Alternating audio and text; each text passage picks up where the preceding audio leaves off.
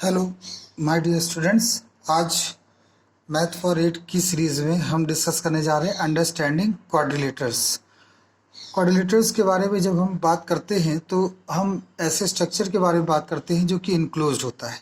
Enclosed मतलब बंद, closed structure. Close structure में हम बात कर सकते हैं सर्किल की भी, हम बात कर सकते हैं रेक्टेंगल की भी, हम बात कर सकते हैं ट्रायंगल की भी और मैनी मोर। इस तरह के बहुत से स्ट्रक्चर्स बनते हैं। लेकिन जो हमारी आज का जो विषय है उसमें हम बात करेंगे पॉलीगॉन। तो पॉलीगॉन का मतलब होता है, एक वर्ड आता है POLY, poly GON, polygon. Polygon actually ये ग्रीक के दो वर्ड से मिलकर बना हुआ है। एक का मतलब है पॉली POLI और फिर गोनस GONUS। तो पॉलीगोनस, इन दो वर्ड से मिलकर बना है पॉलीगॉन। पॉली का मतलब होता है मैनी, मैनी मतलब ढेर सारे। पॉली वर्ड कहीं भी आ जाए तो आप समझ जाते हैं ढेर सारी चीजें। और गोनस का मतलब होता है कॉर्नर और एंगल, कॉर्नर और एंगल। तो पॉलीगॉन का मतलब हो गया मैनी, ऐसा स्ट्रक्चर, ऐसा इनक्लोज स्ट्रक्चर जिसमें क्या हो बच्चों, ढेर सारे कॉर्नर हो और ढेर सारे कॉर्नर, ढेर सारी साइड्स हो और ढेर सारे कॉर्नर हो, तो उन्हें हम बोलते हैं पॉलीगॉन। तो हम यहाँ कह सकते हैं एक छोटा सा स्ट्रक्चर हम बना रहे हैं। जैसे ये देखिए, ये हमने एक स्ट्रक्चर बनाया। तो ये A है, ये B है, ये C है और ये D। तो आप देख सकते हैं इस स्ट्रक्चर में कि angle A, angle D, angle C, angle B ये एंगल्स कहलाएंगे और CDAB ये वर्टेक्स कहलाएंगे। इनको हम क्या नाम देंगे? इनको हम वर्टेक्स बोलेंगे। मतलब A, B, C और D, इनको कंबाइंड फॉर्म में हम कहेंगे वर्टेक्स। और angle A, angle B, angle C और एंगल D, इनको हम एंगल्स बोलेंगे। इंटीरियर एंगल भी कह सकते हैं। और AB, BC, CD और DA, दीज आर साइड्स। इनको हम क्या नाम देते हैं बच्चों? साइड्स। इनको हम कहते हैं कि ये साइड। चलिए, अब यहाँ पर बारी आती है टाइप्स ऑफ पॉलीगॉन की। पॉलीगॉन कितने प्रकार का होता है, तो हम यहाँ ये डिस्कस कर लें, टाइप्स ऑफ पॉलीगॉन। अगर हम टाइप्स ऑफ पॉलीगॉन की बात करें तो सबसे पहला जो आता है, हम एक कहते हैं रेगुलर पॉलीगॉन।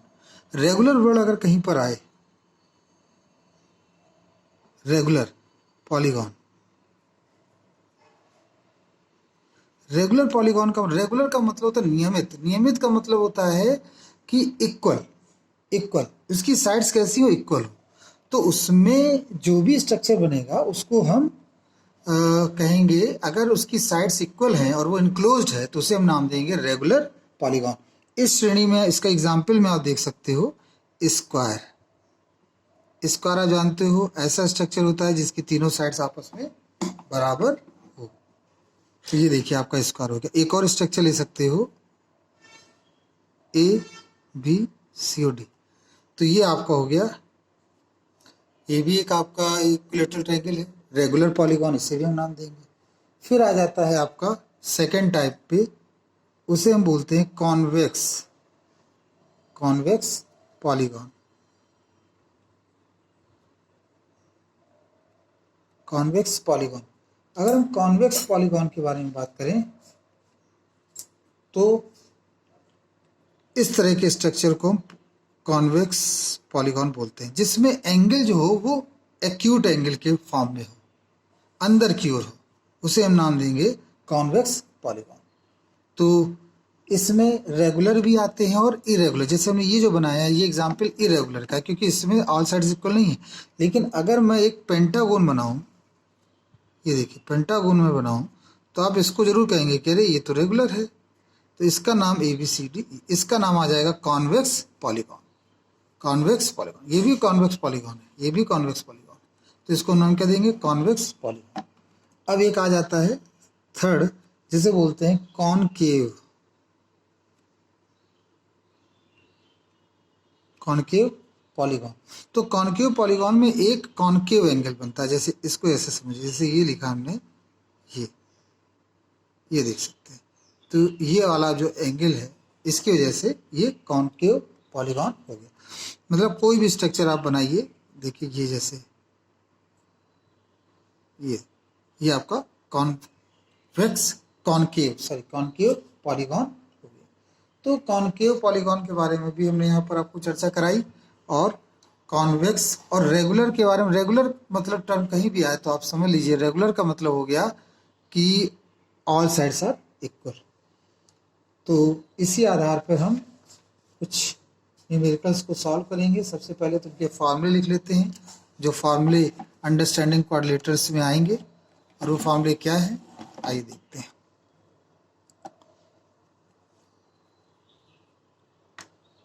तो सबसे पहला जो फार्मूला है, sum of interior angle of a polygon, sum of interior angle of polygon.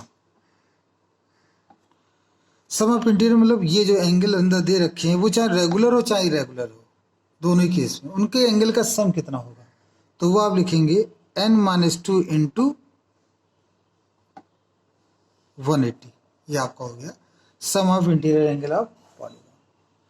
और जिसमें n क्या होंगी, n उसकी कितनी साइडें दे रखी हैं, n नंबर ऑफ साइड्स। ठीक है। अब नेक्स्ट आपका जो फॉर्मूला है, नेक्स्ट फॉर्मूला है each interior angle of n sided polygon. जो अगर हमसे कोई पूछे कि सारे इंटीरियर एंगल का सम बताओ, तब तो फॉर्मूला लगाएंगे n-2 इंटू 180।